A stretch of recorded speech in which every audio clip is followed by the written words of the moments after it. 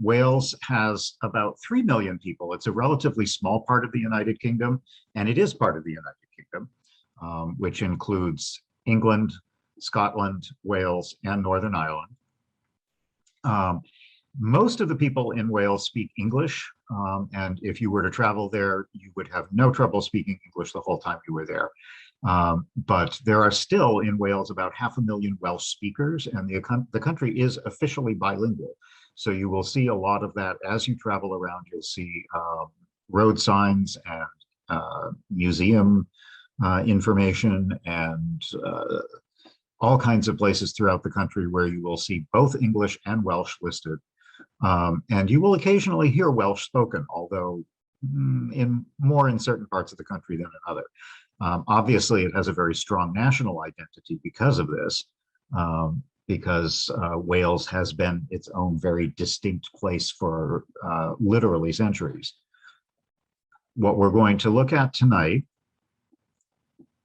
the last program that we did, we kind of started down here along the south coast, went through Cardiff and Pembrokeshire and the Brecon Beacons, worked our way around the coast, way down at the end out to St. David's, and ended up in Aberystwyth.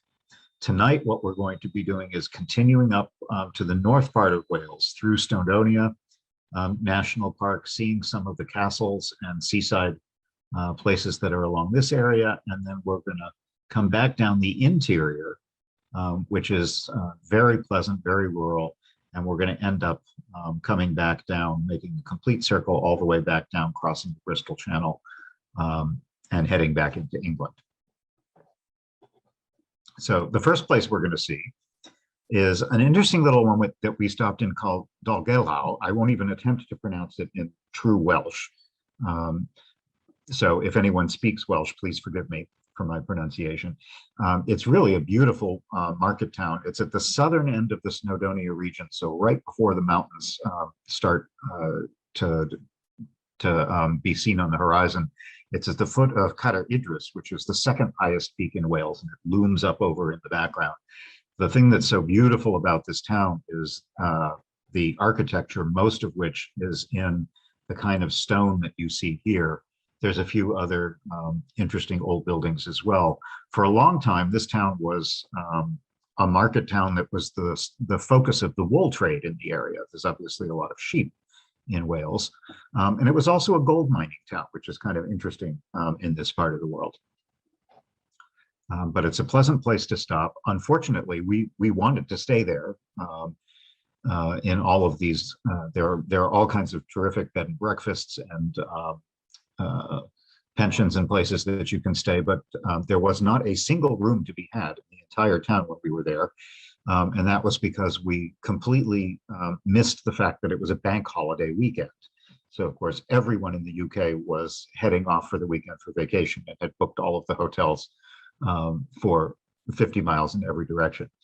But we did spend some time walking around.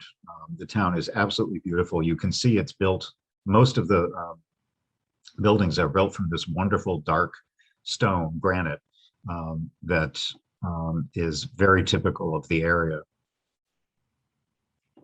So if you ever are in that area and lucky enough to snag a room, it's a beautiful spot to stay. And it makes a very good base for exploring the Snowdonia region because it's very convenient to that. And here's a little bit of the landscape of Snowdonia, which we had to zip through very quickly because the closest place that we could find to stay overnight was 50 miles away. So we did a quick run to the north coast and then came back to Snowdonia after that. I think we got the very last room available in all of northern Wales that particular weekend. And where we found it is in the largest of Wales seaside resorts. This is way at the very north coast of Wales. It's a beautiful Georgian-style seaside town with about 20,000 people in it. And here you can see the beautiful beach in the center of town with this long promenade with all the grand hotels, most of which were built in the 19th century. It's called Llandudno, and it's a very popular place not only for foreign visitors, but also for Brits, because it's a very typical English, British, I should say, seaside destination. The other thing that makes it really nice is how close it is to Snowdonia. So it has a little bit of the seaside, but within about half an hour, you can be exploring the high mountains of Snowdonia, far away from civilization. This is a nice view from the beach, looking back into the center of town where there are all these beautiful buildings, many of which are rentals. They're apartments that you can rent, Airbnbs, and also just really nice Georgian hotels. There's also a wonderful pier. This pier was built in 1878. It's almost half a mile long, and it has all kinds of very typical British things to do, games to play, little restaurants where you can get fish and chips and ice cream and so forth. And there's an arcade way out at the end. You may be able to see off in the distance, way on the horizon, are a whole range of wind turbines that are one of the largest, in fact, I think it's the second largest in the world, offshore wind farms that generates an enormous amount of electrical power for Britain. This is a close-up of the pier. If the weather's nice, like it was when we were there, it's just a terrific place to stroll around and feel very, very British. Looking back, we stayed in this Grand Hotel, which is the one that you can see kind of at the base of the pier, right on the coast. It's not quite as grand as it used to be. It was a little frumpy, but in a way that I kind of enjoy. It clearly used to be one of the Grand Dame hotels of Llandudno, and nowadays it's more, a little more like Fawlty Towers, if you remember that. But it was very inexpensive, and as I said, beggars can't be choosers. At the particular night that we were looking, it had the only available room anywhere in North Wales, so we took it. But as it turned out, we had a terrific view. It was a great spot, and we had a wonderful time. Here's a romantic couple enjoying the pier, but again, a close-up of this wind farm that you can see off in the distance. It's called the Gwyntimor Offshore Wind Farm, and my notes here say, I correct myself, it's the fourth largest wind farm in the world. Most of the large ones are in Northern Europe, where there is a tremendous amount of wind, not to mention countries that are very avid in promoting wind generation of electricity. So there's 160 turbines off the coast, and they generate a total of an incredible total of 576 megawatts, which supplies an enormous amount of electricity for this area. The North Sea and all of the area around Britain in the ocean gets significant constant wind through much of the year.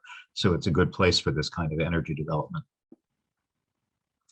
And just some more scenes from around the town. It has a wonderful center with a lot of public amenities. There are really nice restaurants, a lot of nice shopping streets. There are some good pedestrian areas as well. And all of it is fronted by this beautiful beach with a promenade that goes all along it. And at night, we had a great view from our hotel because we were kind of on the end, the tip of the little peninsula, looking back at the town across the harbor. So there was this gorgeous view of the entire seaside lit up. And the very same view in the morning looks like this, with the sun coming from over the mountains. Very different atmosphere. The other thing that's nice to see right in this area is something called the Great Orme, which is a big headland. It's about 700 feet high. There's this huge bump that's right off around the corner. You can see kind of right there, hidden behind the hill, you can see the waterfront of the town and the developed area behind it. This is a headland made of limestone. And it's a fascinating place to explore. And you can basically, it's a bit of a long walk, but you can easily drive there. And if you're up for a bit of a walk, you can hike up to the top. The settlement of this spot goes back to Neolithic times. And you can kind of imagine why, because it's very protected. It has a great view of the area. But there's a lot of interesting things to do there. Here we are um, getting ready to go down into a Bronze Age copper mine. This is a copper mine that dates back 4,000 years. So we're not talking about the 19th century or the Industrial Revolution. This was very early Neolithic settlers who discovered that they could mine copper and use it to develop metallurgy from that time period. They actually, the thing that's incredible about this, you can go down several levels in the mine. The people who lived here at the time built a number of different levels of mine. And what they were trying to retrieve out of it was malachite ore. You may be familiar with malachite as a sort of a precious stone. It's very beautiful green and is used in jewelry and other things. But if you take malachite and you smelt it, you can get copper out of it, and that's what they did. So you can explore the mines. The thing that's kind of interesting to think about this is that this was a pre-industrial civilization, one where all of this was being done 2,000 years before the Romans even. So most of these tunnels were dug essentially by hand with no kind of mechanical tools whatsoever. So it was really an incredible site to visit. In addition to the mine, it's just a beautiful place to explore with these gorgeous views up and down the coast. And there's actually over here in this little spot that you can see hidden off in the background, because it's limestone, another thing that you can see all over the area are fossils from fossils of shells and other kinds of things that you can find just laying around in the ground. It's very, very interesting. And there's also herds of wild goats wandering around. You may run into some of those as well. It's a very windswept and bare place, but an awfully nice getaway if you want to just do something a little more adventurous and get some exercise out of the town of Llandudno. If you don't feel like driving or walking to the top, there is this really nice historic tramway that will take you all the way up in just a few minutes. And the view, if nothing else, the view is just lovely. You can look all the way down. You can see the mountains of Snowdonia off in the distance and a beautiful view of Llandudno and its beach. Very close to this, a little further to the west. Is that right? Yes, the west. I'm going to show you a couple of different castles that are well worth seeing in Wales. Conwy is one of the biggest ones. And it's kind of an interesting story because many of these castles, which are now major tourist destinations in Wales, were actually built by the English to keep the Welsh out. And these go back to King Edward I, who built most of these castles. He was the son of Henry III. And the whole point of building all of these castles is that he was trying to establish them as English strongholds to basically conquer Wales for the English. The irony, of course, now is that these English castles are now major tourist attractions for the Welsh economy. But they were originally designed to safeguard the English and keep the Welsh out. But there's several different ones sprinkled throughout Wales, and many of them are among the best preserved and biggest castles to see in the UK. Conwy is not far from Llandudno. It's at the mouth of the Conwy River, appropriately. And you can clamber all over the towers and get really nice views up and down the river estuary. It was built in the late 13th century, along with the town walls, which enclose the modern town of Conwy. And in addition to the castle, an interesting addition to it is leading from the castle across the Conwy River are 3 bridges that are immediately adjacent to each other, which is kind of interesting. The one in the middle is a 19th century, like 1820s or so, bridge that was built by Thomas Telford, who we're going to hear about a couple more times in this presentation. He was an important engineer at that time period. The modern car bridge that was built in the 20th century is on the left. That's the one that you would use if you're driving back and forth. And the odd looking one on the right is what's called a tubular bridge. It was built in the 1840s for railways. And it's tubular because it actually is completely enclosed, almost like a covered bridge that has the sides enclosed as well. So these two bridges on the in the middle and on the right are actually quite historic and go back to the Industrial Revolutionary times. Here's just some more views of the castle. It has 8 huge towers and private royal chambers. It's considered one of the best examples of medieval castle architecture in Europe. And it also has a very nice view over the town. Conwy is a very pretty town, aside from the castle. You can see typical Welsh weather that we were experiencing on that particular day, not unlike what we're going through today in Massachusetts. In addition to the castle, Conwy, the town, has some beautiful Elizabethan houses from that time period, and Victorian ones as well. So it's a pretty town just to wander around. And there are some homes in the village that you can visit. Probably the most well-known of which is this one called Place Mar, which is an excellent example of an Elizabethan townhouse. It was built in 1576 and has been completely restored as a museum. It's huge, and it was it's unusual in the sense that its size is the result of it being a home of an extremely wealthy merchant at that time period. So it's not specifically typical of buildings that would have been built there.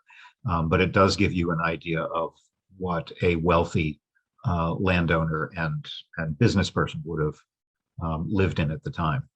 And the interior has been completely restored very nicely. And the day we were there, they were having, again, because it was a bank holiday weekend, they were doing all kinds of festival things and had special events. So there were activities going on in the house as well.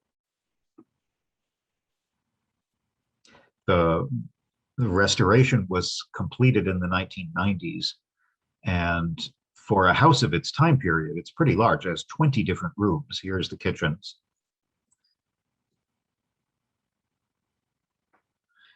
You'll note the leeks, which are, of course, the symbol of Wales.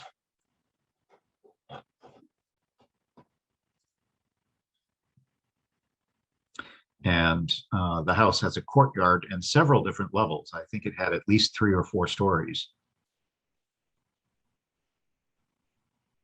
The little thing that you see on the right, you can probably guess what this is. It's just a hole in the wall in a small closet off of one of the upstairs bedrooms. But what's important about it is it's indoors. And in the 1570s, indoor plumbing or indoor facilities were not terribly common. So that this is another example of why this is a wealthy person's house. The decoration in the place is beautiful. The plaster work that you can see on the walls and ceiling is original. It's been restored, but it is original and still in very good condition. And the largest room in the house, which is way up high, it's actually on I believe, the 3rd floor of the house, is the banquet hall.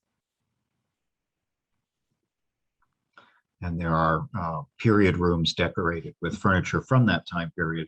Most of the furnishings you're seeing are not original to the home, but are appropriate for the time period that and typical of what would have been in a home of this type. I found this was enjoyable. I found it in a lot of historic homes in England. These are dried teasels that are kind of prickly, and they put them on all of the furniture to make sure that the tourists don't sit on it, on the historic furniture. Note, this is back in that grand hall on the top floor. Note that the ER, which stands for Elizabeth Regina, Queen Elizabeth, this was Elizabeth I, who actually reigned during the period when the house was originally built. and a view from, if you go way up into the top, there is a tower in this house, and you can see all the way back over to the castle, which dominates the other side of town.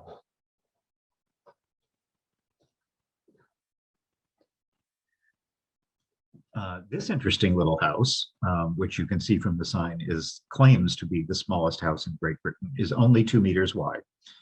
It's actually quite old, goes back to the 16th century, and somebody lived in it until 1900. There was a man at that time who lived in it and who was finally kicked out because he had such poor hygiene that the town officials made him leave. Now it's just a cute little tourist attraction that you can stick your head in if you're interested. And right around the corner is a very typical British phone box that you see all over the UK. But what you might notice if you can read the sign up at the top is with the advent of cell phones, of course, a lot of the old-fashioned phone booths are no longer really as necessary as they used to be. So this one's been converted into a defibrillator. You can also see a litter box here, and you'll notice here's an example of where you will see both Welsh language and English, which is very common throughout Wales, and even more so in the north, where the northern parts of Wales tend to have higher percentages of people who are native speakers of Welsh. They obviously don't speak it to tourists, but you might hear it on the street and in shops as people are talking to each other.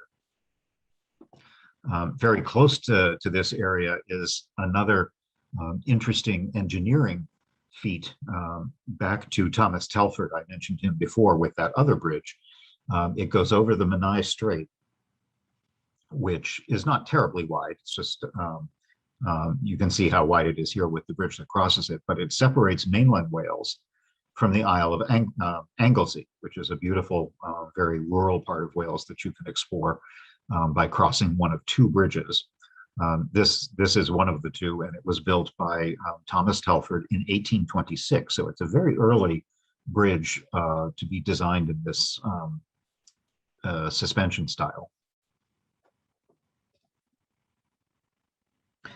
The other bridge that goes to Anglesey is the Britannia Bridge, which is a little bit later, but still 19th century. It was built in the 1850s by a different engineer named Stevenson, and it is a tubular railway bridge like the other one that we saw in downtown Conwy. This one was completely rebuilt though because there was a fire and it was damaged. So in the 19th century, it was, I'm sorry, in the 1970s, it was completely rebuilt as both a rail bridge and a road bridge. If you do bother to cross over into Anglesey, you may have an opportunity to visit the village with the second longest place name in the world. If you're curious, the first one is in New Zealand. And I won't even attempt to pronounce it. Obviously, they get a lot of tourist mileage out of having a name this long. The larger letters, Llanfair Pwllwingil, is the more normal name that the town goes by. But the full official name of the town is the long one below, which means St. Mary's Church in a hollow of white hazel near the rapid whirlpool of the Church of St. Tacilio with a red cave. To be honest, most of the people who live anywhere near here call it Llanfair. And the incredibly long name was actually really designed to attract tourists, which it does. This is the train station, and you can see they make a lot out of it. Another one of the big castles built by King Edward in the 13th century, and this is one of the biggest, is called Carnarvon. And it's very different from the other ones that we've seen in that the towers aren't round. Most of them are either square or angular. And the other thing you'll notice is there's some interesting horizontal banding, which is just a design thing that they did when they built the castle. It's another town about the size of Conwy. And if you're into medieval castles, it's a great place to stop. This was used more famously in 1969 for the investiture of the Prince of Wales, Prince Charles. And that ceremony took place here. Here's a model where you can see the castle and just how huge it is compared to the town, the original town with the walls. And here's a modern view looking out over the castle to the modern town that is contained within those walls. And again, it was fun to be there on a holiday weekend because a lot of the structures in the interior of the courtyard have disappeared over the centuries, but it now is a nice open space where they were having all kinds of activities for kids and families. Despite the rain, a lot of people were having fun. And in the museum, in the towers of the castle itself, are a number of really, really well done museums. So even in lousy weather, there's an enormous amount to see at this castle. And you can explore almost every little section of it. You can climb the top of every tower. If you have kids with you, it's a fantastic place to poke around. Kids always love castles, and as do grown-up kids. So it's a great place for them to visit, and there's usually activities for them.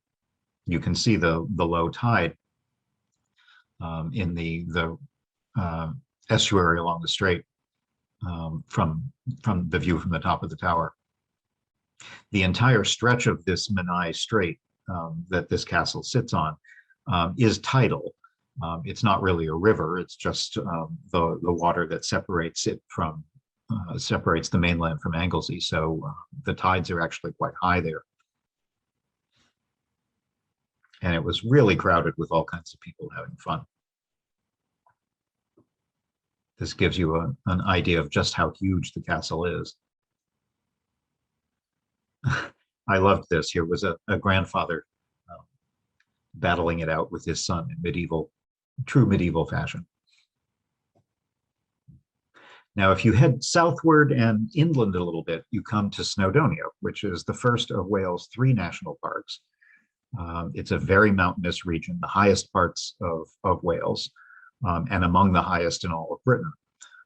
The highest peak is about 3,500 feet, which for New England isn't that big when you go up to the White Mountains in New Hampshire, but for Britain, it's very high, and it is a very rugged area and very rural. There's a lot of hiking, a lot of adventure things that you can do. But even if you don't have an interest in that, it's just a glorious place to drive around because the landscape is stunning, particularly almost ironically in bad weather. We were there during a kind of 2 or 3 days of misty gray, cloudy weather, and Snowdonia was just beautiful in it. The one thing we couldn't do was go all the way up to the top of Mount Snowdon because it would have been completely fogged in and we wouldn't see anything. But the other areas around there were just very beautiful, bleak, but still very atmospheric. There's a lot of mountain lakes and a good bit of forest.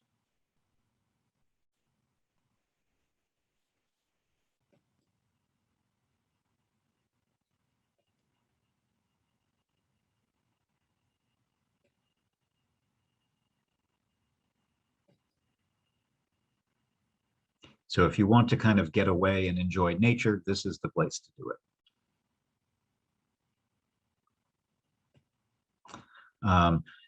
Next on the list was a place that we had booked ahead of time, and we're very lucky to be able to get there at the time that we were traveling, because this is a place that only has 2 rooms.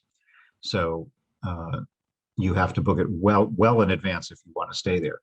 And I had read about this ahead of time. It's called Wither Castle, and it's an old manor house on the Conwy River, although quite a bit inland. If you follow the Conwy River, eventually you come out at Conwy, the castle that we already saw. But this is an old manor house that dates back to the 16th century and was connected with a family known as the Wynn family, W-Y-N-N, and they were a major, powerful family in North Wales.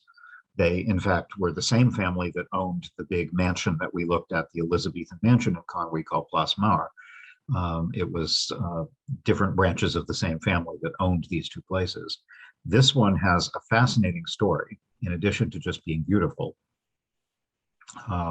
It was purchased by a couple, a very young couple named Peter Welford and Judy Corbett in the 1990s. They, in fact, published a book, which is, if you can get a hold of it, it's a delightful read about their experiences as a young couple buying this decrepit castle and fixing it up. It was quite literally falling down when they bought it. And they have spent the last 30 years, more or less, doing extensive renovations. And they now have 2 rooms that they rent out for guests as Airbnb rooms. And so if you stay there, the most you will see is perhaps 2 other guests and Judy and Peter. And it was a delightful place to stay. We stayed there for 2 nights. The gardens are gorgeous. The house is beautiful. And just talking to them about their experiences renovating such an incredible place. This was the room that we stayed in. And you can see, even though it has most modern conveniences, they have completely furnished it with appropriate furniture and rugs and decorative arts and so forth. They even have 2 wonderful dogs that will keep you company if you're interested. And you will get served breakfast, homemade breakfast, in this wonderful dining room, breakfast room with a roaring fire going. You will get to tour the rest of the house and talk to them about it as well. And the gardens, of course, are just stunning. I'm going to talk about the peacocks in a minute. So Judy is the one who wrote the book. It's called Castles in the Air, if you're interested, by Judy Corbett. And it is owned by a number of libraries in this area. I'm not sure if Chelmsford has it, but you could certainly borrow it on interlibrary loan if you're interested. And even if you don't have any interest in actually going there, if you enjoy humorous stories about people dealing with restoration of antique homes, this one takes the cake. But it's also a touching story. They had some very interesting experiences getting to know people and taking on a project that was obviously way over their heads, but they managed to work their way through it. And it's a beautifully written story. The house has had resident peacocks, and still does, since about the 1820s. Right now, Peter and Judy have about 25 peacocks, and they wander freely around the gardens. At times in the history of the house, there have been as many as 100 peacocks. And you will hear them because they do make noise, particularly at odd hours of the night and early in the morning. You can see one sitting up here. There's some lovely topiary. We had a good couple of days there, because the first day we were there was this beautiful Welsh mist and fog and very atmospheric. And then the second day we were there, we woke up and the sun was brilliantly shining. So we got to see the house in 2 completely different personalities, which was very nice for us. Of course, with all the wet climate in Wales, everything is green. So the gardens are gorgeous. There are cedar trees all over the property, some of which are several hundred years old. And through most of the gardens, you can see the turrets and chimneys of the house off in the distance.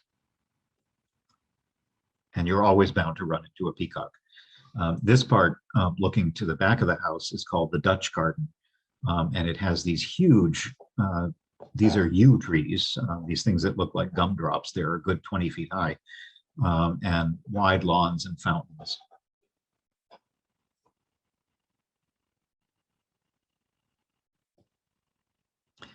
And you have, if you stay there, you're welcome to wander around all over the gardens. Judy and Peter live in one small part of the house that they have converted into a more comfortable living space. And most of the house that you see has actually been restored over the years to its period style. The east wing extension that you see off here, the one that's covered with ivy, is where the dining room is on the ground floor. And there's an interesting story about that. The paneling, there was beautiful wood paneling in there that was removed decades ago by William Randolph Hearst in the United States, who was buying up all kinds of historic artifacts and architectural salvage from country houses and castles around Europe in particular, for his homes, particularly San Simeon in the United States, out in California. Many of the things that he bought, he never ended up actually using, and they stayed in storage. And there's a fascinating story which Judy describes in her book about how they managed to eventually track down in a warehouse in New York the original paneling from the dining room, and were able, with the help of the British government and the United States officials as well, to repatriate the entire room full of unused paneling back to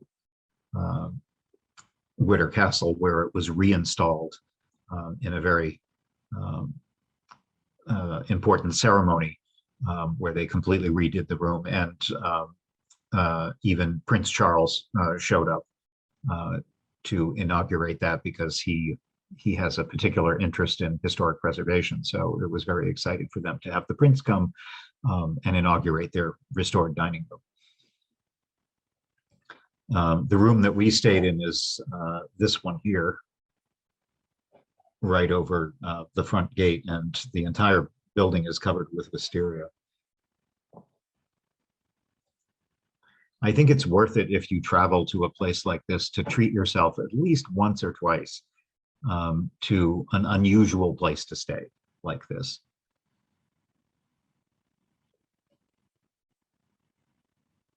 The parts of the house that are used by Judy and Peter, aside from the part that they live in, which is actually down in the basement, are the areas way up on the top floor. Judy is a writer, and Peter also does bookbinding and some very detailed crafts. So they have studios that they work with up there, but the entire rest of this building is all period rooms that you can visit when you're staying with them. The house is in a valley where the Conway River runs through, and it's a very pastoral and more or less flat valley. So there's a lot of sheep farming, and you can walk across the river to the nearest major town, which is the town of Longworst, where there are restaurants and shops and other things you can see. There's this, I loved this house, completely overgrown. If you think you have roofing problems, be glad you don't have this house. And the bridge that you get to cross over is this one here. Here's the Conway River, several miles before it actually gets out to the coast.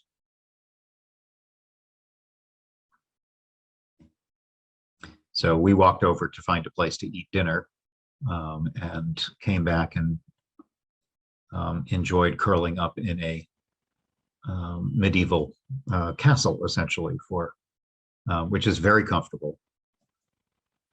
And they've gone to great pains to make every part of the house a very beautiful and comfortable place to stay. The only thing that you might have to worry about is the peacocks, which, as I mentioned, are all over, wandering all over the place, not indoors, but everywhere. The interesting thing about the peacocks is that they have been part of a study that I believe it was the University of Swansea either Cardiff or Swansea was studying them, because the interesting thing about these peacocks is that they've kind of become a very insular community. This is the same genetic stock of peacocks from the 1820s. So despite the fact that they could freely wander away from the castle, they don't. And so they have been, while we were there, they all had little, very tiny little monitors on the back of their necks that were allowing the researchers to study their movements and their calls and their behaviors, to try and figure out why these peacocks have kind of become semi-domesticated, because they are not clipped in a way that would prevent them from flying off if they want, but they just don't. They have been living here for almost 200 years.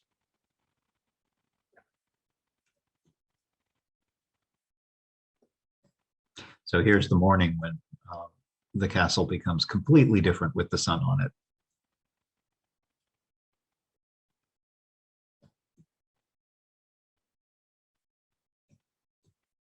And the misty green gardens become sunny green gardens. Right across the street from the castle is Witter Chapel, which was built for the family back in the 1600s on a hill across the road. And it's a very pleasant little chapel with this beautiful primitive painted ceiling that depicts the creation and the Trinity and the Last Judgment, which you can kind of see up on the roof.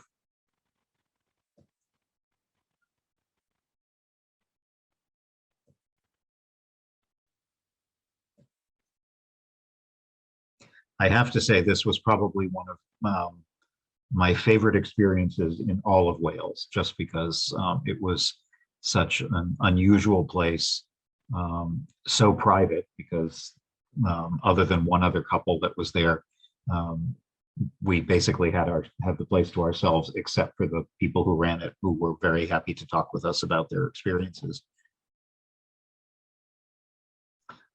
This bridge that I showed you before, here's a nicer view of it in the sun, was also built by the exact same family, the Wynne family, in the 1600s, and designed by the very famous English architect Inigo Jones, who you might have heard of.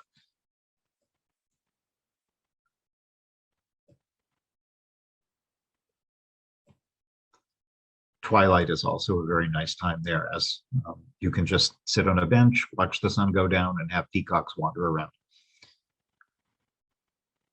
For something completely different, as you head down through the Snowdonia region, smack in the center of what is otherwise a very natural park, is this town, which was the focus of the slate mining industry until the early 20th century. Blaenau Festiniog, which really started to decline about 100 years ago or so, if not earlier. You can still see slag heaps throughout the entire town. But if you're interested in this kind of industrial heritage, the town actually does thrive on tourism now, because although there is still a little bit of the company still exists, the Welsh Slate Company. Really, all they do now is produce very smaller quantities of very high quality slate that they use for roofing of historic homes and things like that. But it's really a shadow of the former size of the industry back in the 19th century. But it's an interesting place to drive through, because you can see these huge slag heaps of slate by the side of the road. And throughout this area, you will see a lot of that other evidence of the industrial heritage of Snowdonia, like you can see here. One of the most popular things to see in all of Wales, and it's a little strange because it's not particularly Welsh, it's not even, it's totally unique, is this odd little holiday village called Port Marion, which was designed and built by a guy named Sir Clough Williams Ellis. And it's actually a 20th century phenomenon. He started in the 1920s, and it was worked on right up until the 1970s. And it was specifically designed to be like a Mediterranean style town, an Italian style seaside town. Now it's a tourist attraction. And you almost like a little mini Disney World.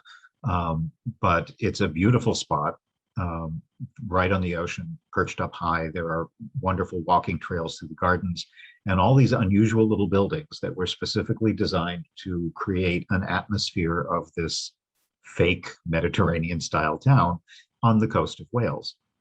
Most of the houses that you see as you walk around are either privately owned by people who've lived there or own the properties there for a very long time. Some of them can be rented out. It is possible to stay in some of them, although it's so popular, particularly in the summer season, that you'd have to book way in advance.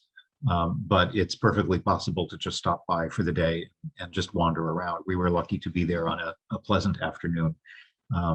There's restaurants and cafes and ice cream shops and boating.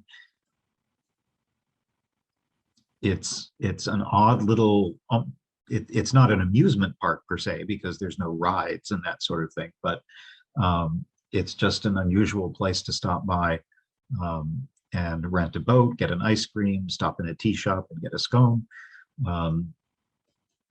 what have you.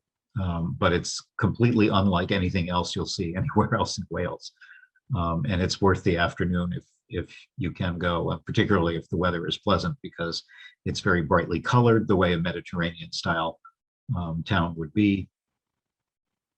It's not modeled after any particular place, but all of the buildings are supposed to convey a little bit of the sense of the sunny South that is not typical of this part of the British Isles.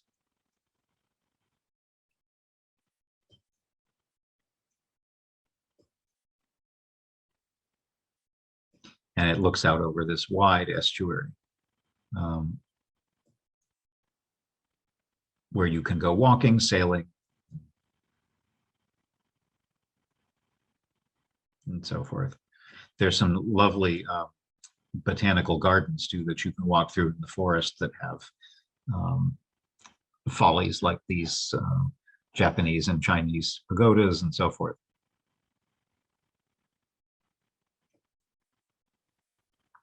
Back in Snowdonia, we stopped in a little town called Llanberis, which is a very tiny little town between two big mountain lakes. And what you can see here is Dolbadarn Castle, which, unlike the other ones I've shown you so far, is actually Welsh. This one was not built by Edward. It was built by Llewellyn the Great in the early 13th century. And it's in the center of this area where there's lots of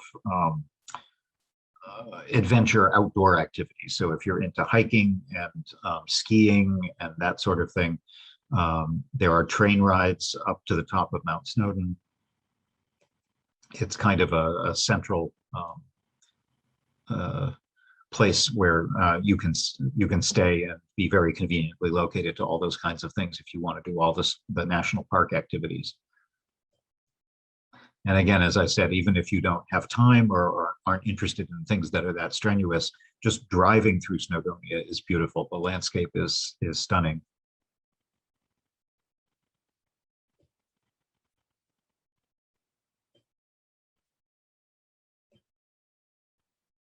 And again, you can see just why this was such an area that was important for mining, coal mining, slate mining, and so forth, because there's rocks pretty much everywhere.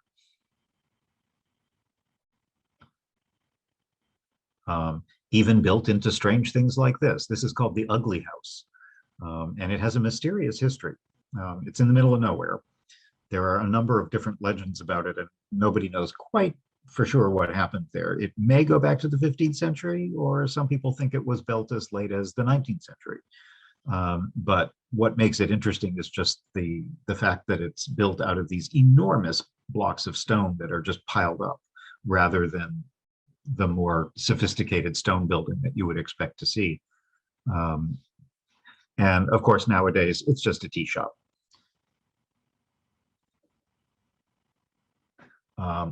Another day that we were very lucky to have beautiful weather was when we went by a place called Bodment Gardens.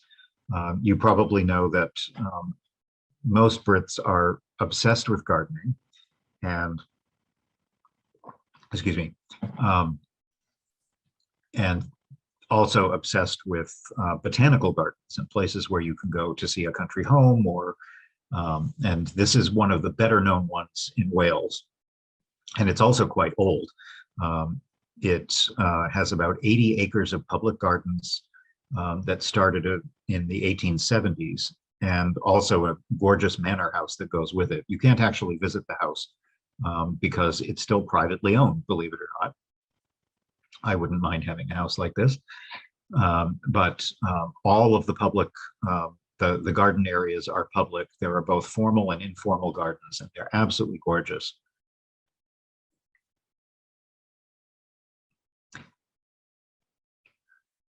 So if you're into botany and gardening, garden centers, it's the kind of garden that is good to visit at various times of year, because no matter when you're there, there's always something in bloom. We were there in, I believe, May. I'm forgetting what time we were there. I think it was May. There's beautiful topiary, sculpture gardens.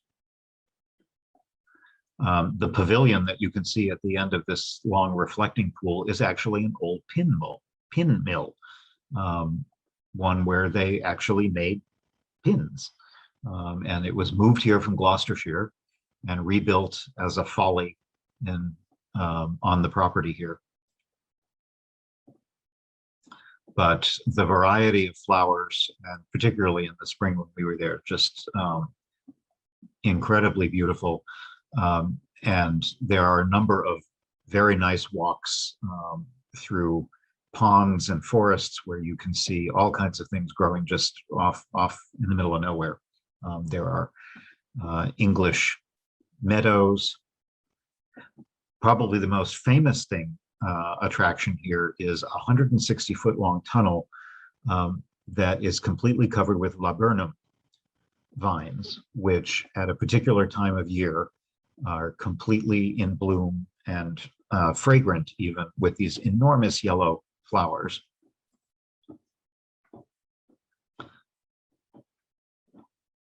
It's usually like the last tail end of May, and we were lucky enough to be there at the right time. The problem is trying to get a photograph of it without a million other tourists doing the same thing you are.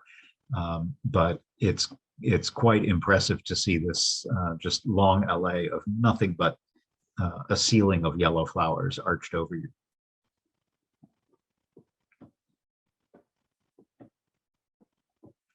Another interesting tree that we came across, this looks like litter, and it's not. This is a tree that's originally from China.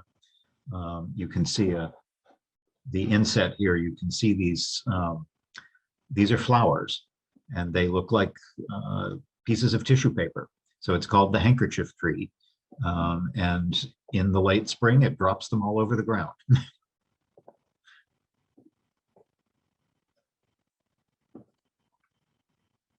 Another town that we visited, we're now heading back, curving around towards the end, heading down to back down towards the south. And we stopped in this pleasant market town called Denbigh. And this is the library. As you know, I always need to stop and see a library. And one of the famous people who was born there is Stanley, the explorer from Africa.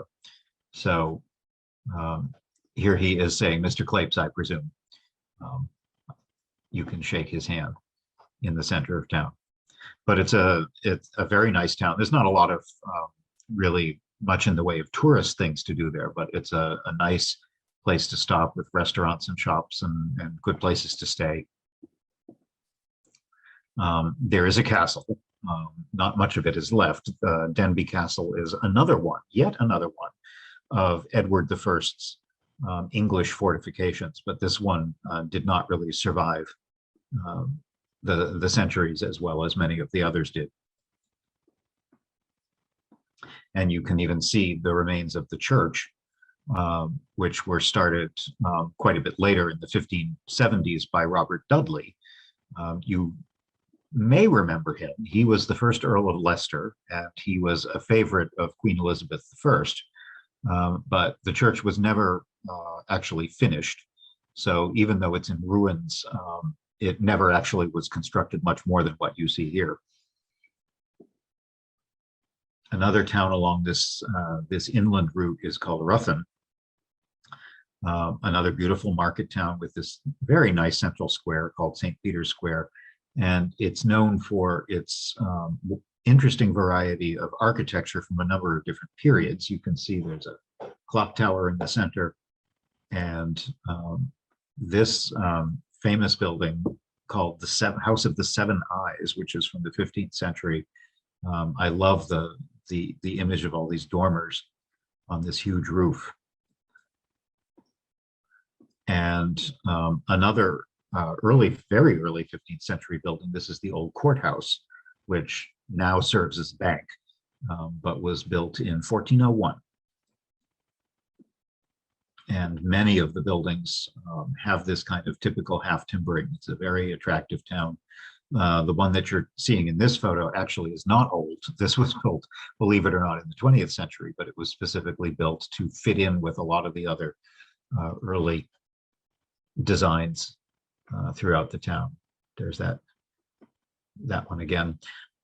We stayed a little further down the road in a town called Mold. If there's a town called Mold, you have to stay in it. It's just, you have to. And despite the funny name, it does have a couple of important sites. This is probably the biggest one. This is a 15th century parish church. And it's one of the best examples of parish architecture built in what's called the British perpendicular Gothic style, which is a very tall kind of look to it. And the decoration is really quite something.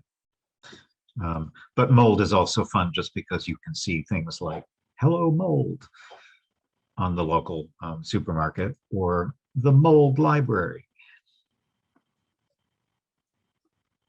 But we stayed in a very nice place called, appropriately, Mold Tower, which was built in the 15th century and has been owned to this day by the exact same family for that entire time.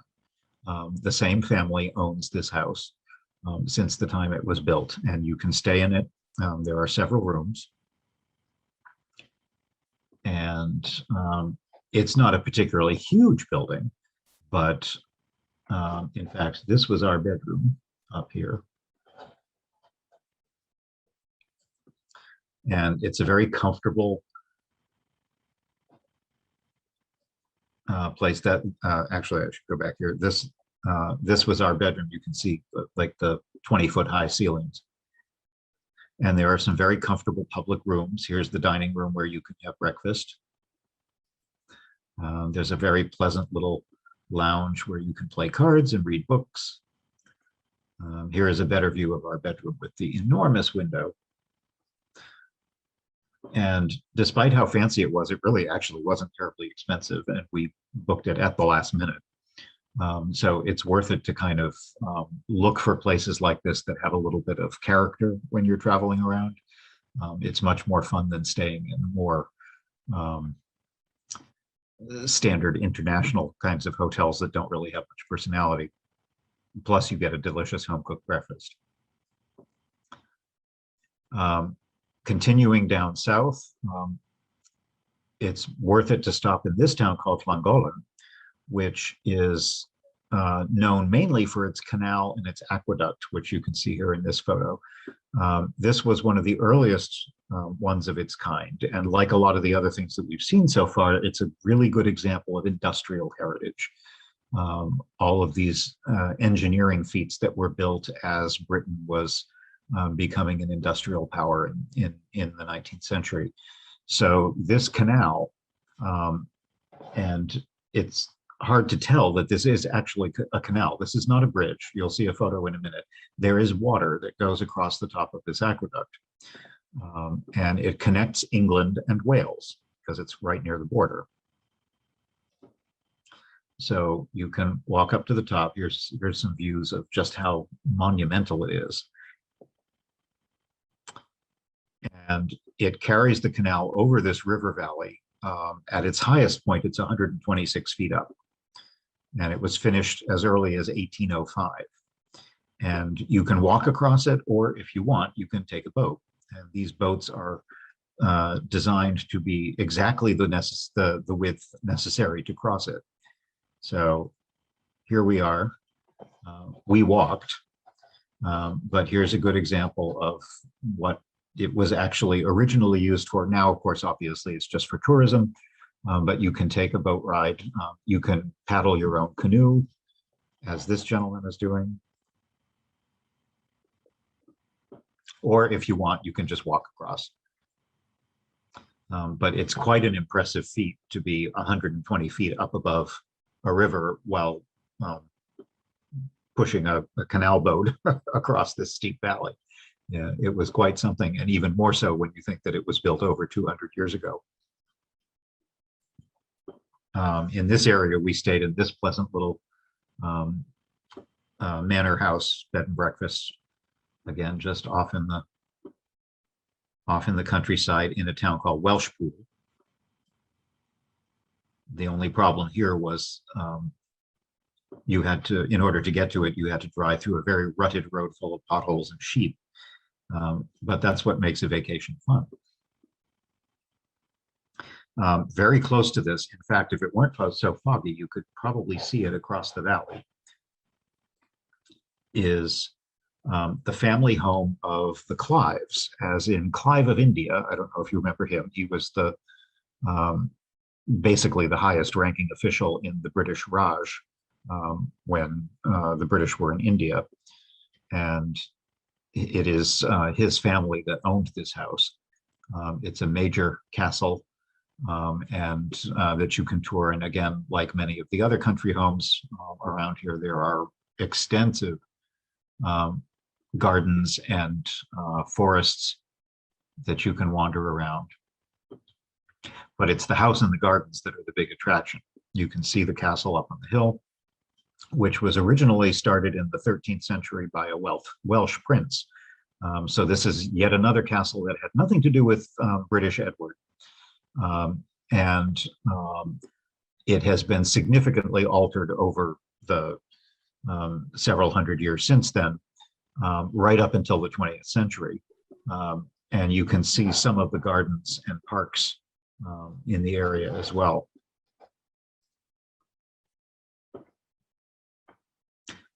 You can tour most of the interior of the house.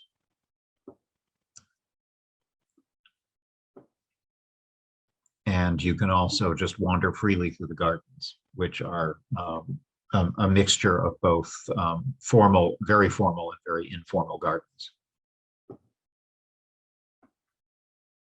In addition to all the rooms in the house, there's also some beautiful museums and unbelievable topiary. I've never quite seen this sort of melted, enormous melted shrubbery, which is obviously quite old. And because the house is perched up high, the gardens tend to be in terraces that go down the side of the hillside. So there are Italian gardens at the top with all this wisteria and sculpture. This is probably the most fantastic shrubbery I've ever seen anywhere. I can't imagine being the one that has to trim it.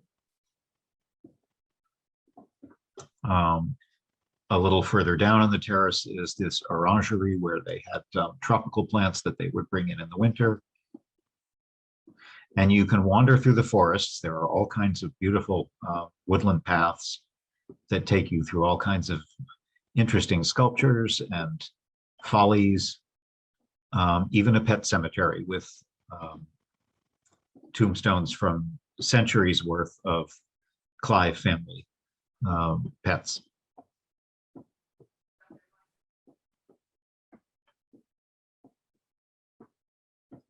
And a number of the gardens are quite formal as well.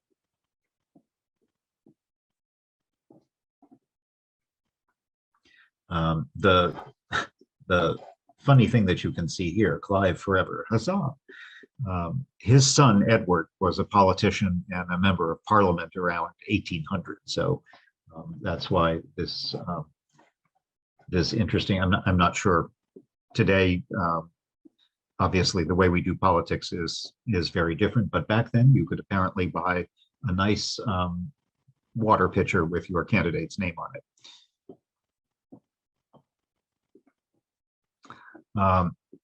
If you like books, and since you all seem to be frequent patrons of the Chelmsford Library, I assume you fall into that category. If you ever get a chance to go to Hay on Wye, I would highly recommend it. It's right on the border with England. The Wye River, Hay on Wye, it's the Wye River, that area, is literally on the border between Wales and England.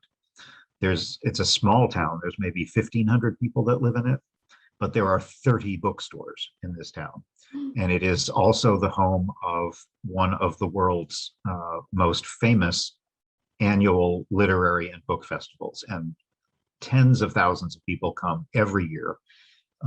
And we happened to be there at the time. We didn't plan it that way, but so we did stop by. And of course, it was much more crowded than it would normally be. Even without the festival, it's a beautiful little town. And there are thousands and thousands of people there. Here you can see another good example of the existence of Welsh language on a lot of the signs. And I found this interesting. I'm not sure if any of you know this story. Hay, the town of Hay, is twinned. It has a sister city in Timbuktu in Mali. You might wonder, what on earth does the town of Hay on Wye have to do with Timbuktu, and why would they consider them worth connecting? And that's another fascinating story that there are books about if you're interested in reading. You probably know that there is a lot of problems in Mali. Mali is in Saharan Africa. And there have been a lot of problems there with the Islamic State in Africa, committing all kinds of terrorist activity. And it's been a very dangerous place to travel for a number of years now. But Timbuktu, throughout history, has been known for being one of Africa's most important centers of the collection of historic documents. And that's not recent. This is something that goes back to medieval times, where as people were traveling across through the Sahara and across North Africa, libraries developed in Timbuktu. And there's an incredible collection of Islamic manuscripts, early manuscripts from all different kinds of civilizations that were collected there in libraries. And now that there are problems with the Islamic State there, they have come under it's a very dangerous situation for them. So there have been some heroic stories of the librarians of Timbuktu trying to, at great personal risk to themselves, smuggle as many of these valuable books and scrolls and documents and so forth out of Timbuktu to safety until such time as they can go back. And there's a number of books. One of the ones I might recommend, because it's a good introduction, is readily available in a number of libraries around here. It's called The Badass Librarians of Timbuktu. And if you're interested in that kind of thing, it makes for a great read. And it's you'll understand why Hay, with its 30 bookstores, actually is a kindred spirit to this town. So far away in Africa. This was outside a bookstore, and I just like this. I want to use this in my own library. Do you need a book? No, you're wrong. Get a book. But it's a wonderful town to if you like bookstores, particularly used bookstores. You could spend weeks there just wandering around.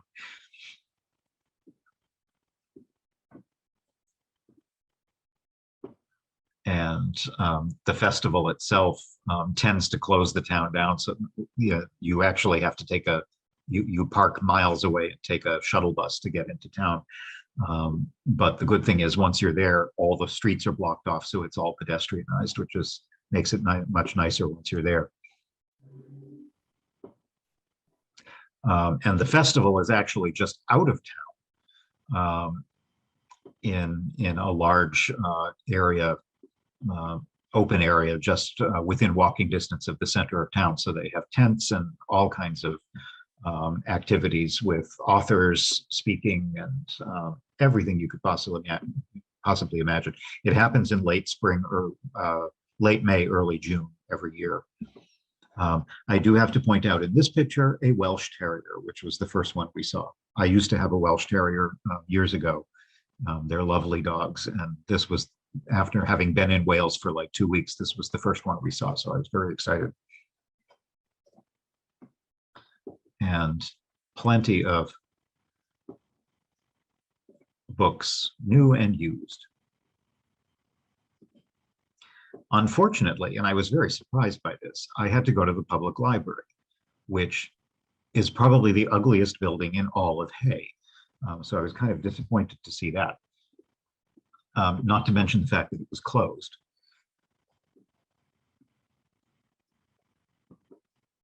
But do stop in Hay, regardless of what time you're there, just because it's a wonderful place to visit. And the bookstores are open all year round, whether the festival is going on or not.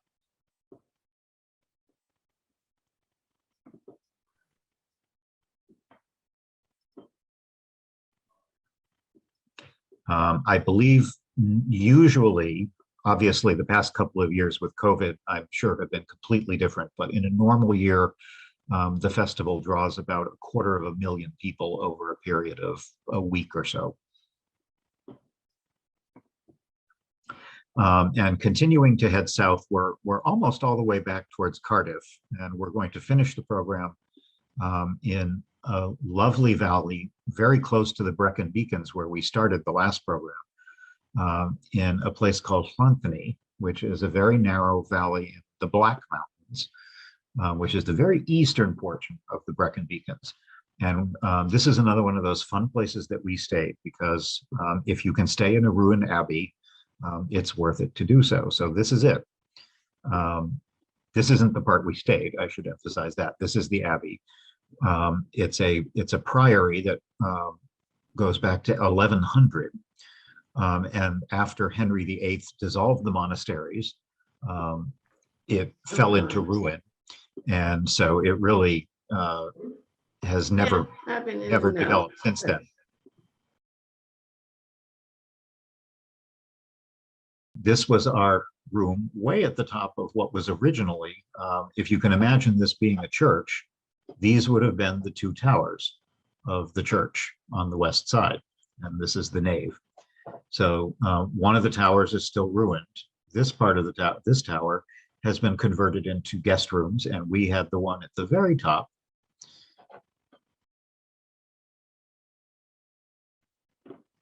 And it's just, it's such an unusual place to stay.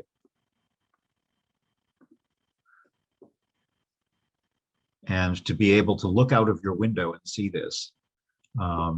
Bear in mind, it's in the middle of nowhere. There is no cell service here. I don't think there was any Wi-Fi, as I recall, or it was very bad. But boy, did they serve good breakfasts and dinners. This is the view from our room, way at the very top of the tower, looking out over and straight down into the nave of the old church. And then the following morning, this is what it looks like in the fog. So if you want a really unusual experience, I would highly recommend this place. And again, like some of the other historic places we stayed, it's nowhere near as expensive as you might think it is. It's actually about the same price as you'd pay to stay in a modern hotel almost anywhere else. The disadvantage to it, though, and this would depend on your own circumstances, is that there is no elevator. So if you do want to stay in one of the tower rooms, and they have some other rooms that aren't up that high, but if you want to stay in the tower rooms, there is uh, a spiral staircase with 55 steps, and the bathroom, which is a shared bathroom, is way down at the bottom. So if you are at the top floor like we were, and you wake up in the middle of the night and feel the call of nature, it's a long way down and a long way back up. But it makes for great stories. And then in the morning, if you've spent the middle of the night getting exercise, hiking up and down to the bathroom, at least in the morning, you'll get this, which will fortify you. And it's, again, like so many other of these historic places, it really feels like you're going back in time. You could be in a 19th century novel.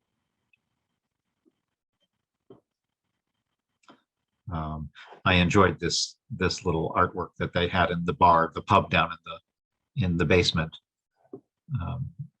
because this medieval print showing that you can actually get a little bit of Wi-Fi in this area. Also on the property is St. David's Church, which was the infirmary for the priory. And after the dissolution of the monasteries, it was rebuilt and is now a church, since the original church is in ruins.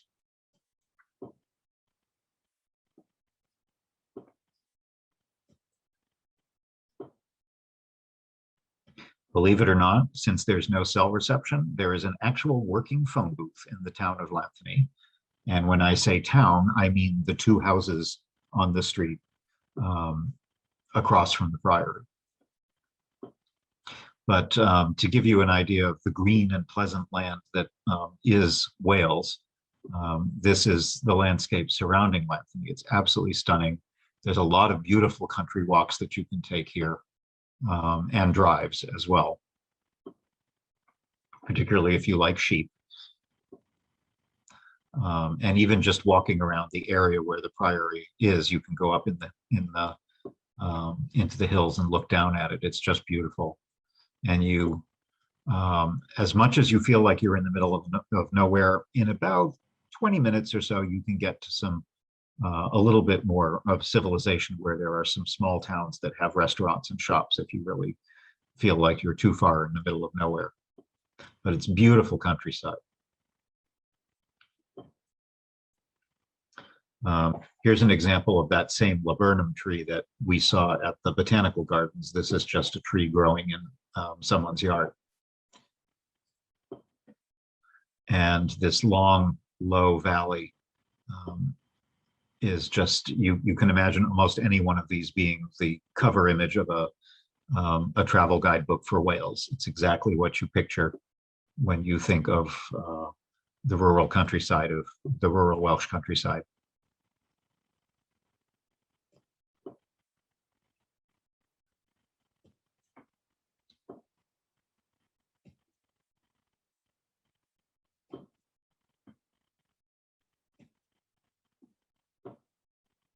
Very close to it is, and we did not go in here, but I'm pointing it out only because it's such a big tourist attraction. The Skirrid Inn claims to be the oldest pub in Wales, from 1100, although the building that you're looking at is actually from the 1600s. But the inn itself as an institution is almost, what, 1,000 years old? And of course, because it's so old, it is reputed to be haunted, so lots of tourist buses will stop there. And I fell in love with this little church, which is the Church of St. Iswi, which has a much more genuine history than the pub did. It's about the same age, was built in 1060, or the church was founded, I should say, in 1060, and then the church was gradually added onto. Much of what you see here is from the 14th century. But it's, you have to drive down a very long country road, dead ending in the middle of nowhere. You'll never get there without a GPS. But once you get there, it's just the most gorgeous little church, and it's known for this spectacular carved wooden rood screen. This is all hand-carved wood from 1500. Incredible detail.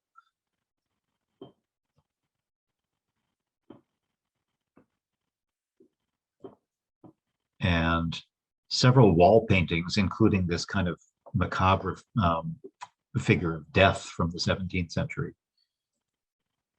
And it's just, it's so peaceful. The likelihood of you're seeing anyone else there is very, very slim. And it's another wonderful way of feeling like you've gone back in time. And I'm going to end the program at Tintern Abbey, which is a much more famous attraction and much bigger, certainly much bigger than Llanthony where we stayed, but although not terribly far from it. And it's fairly close to Bristol. So if you were in that area, you could always scoot across and see it if you're interested in this. This is, here's an example of a map that shows you the original setup of the monastery or the abbey. And most of the foundations are still there, even if not all of the buildings are. But it's very well presented to give you an idea of what a medieval abbey would have been structured like and what the daily life for the monks would have been like. And certainly much more than at Llanthony, more of the structures are visible. This was a Cistercian abbey founded in the 1100s. Most of what you see here is from about 100 years later up through the 1600s. And of course, like so many others, after Henry VIII dissolved the monasteries, during his reign, many of those establishments they just fell apart and fell into romantic ruins that they remain today. This is the cloister, what's left of it. There's actually quite a bit of the nave left, including the tracery of the main windows, which are very impressive. And even some of the roof vaulting.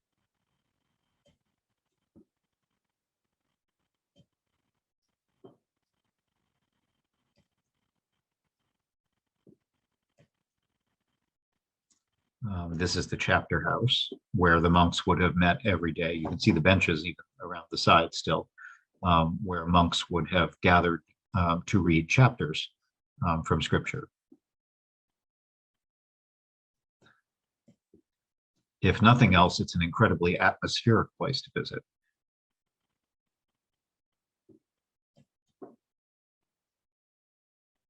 And this is the caretaker's house right across the street. And I'll end with this because we didn't actually bother to look into this, and I should have. We saw this from across the valley. This is the church of St. Martin of, I can't pronounce it. I won't even bother to try it. It's Cwmyoy. If you know your Welsh. It's a 12th century church, and it is considered the crookedest church in Britain. And you can certainly tell from the tower in the front that it looks like it's about to collapse at any minute. And that's the result of a landslip that happened at some point in the past, and it's kind of managed to stay up ever since then. But I'm going to end there, and I will stop sharing my screen.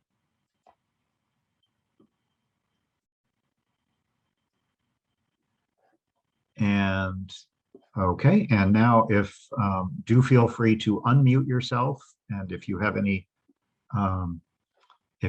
questions, I'm happy to answer them or try. I'd also love to hear if any of you have been to Wales or any of these places and you have stories you want to share. I'm happy to listen to those too. I always like to hear what other people's experiences were. Anyone? And were there any questions in the chat that I missed?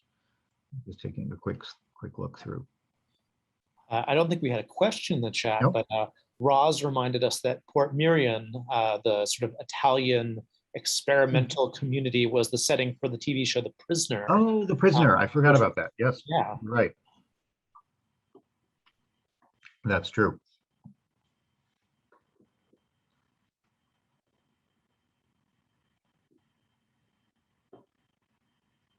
Oh, I guess people are going home. That's fine. No questions? And just in case people wanted to Yep. see it, I did put in the chat the link to Castles in the Air, which we don't have here at the Chelmsford Library right now, but you can of course request it and we'll have it sent here to the library for you. Yep, I would definitely recommend that. It's a wonderful read, even if you've never been to Wales, but if you've ever fixed up an old house, it's a great story. So if there aren't any questions, I want to thank you all. Glad you enjoyed the program, and I hope I will see many of you, I guess, in just another month. I'm not sure what we decided on, but we'll be going somewhere. The votes were very split, so we'll have to have an ongoing discussion about that. Well, we can, and don't forget, we can also do both. Not in the Okay. same night, but I'm happy to do as many of these programs as you're interested in. So, folks love being here for them, and we love having you. Great. So thank you all, everybody. thanks very much. See you next time. Yep. Bye-bye, everyone. Bye-bye. Thanks, Jeff.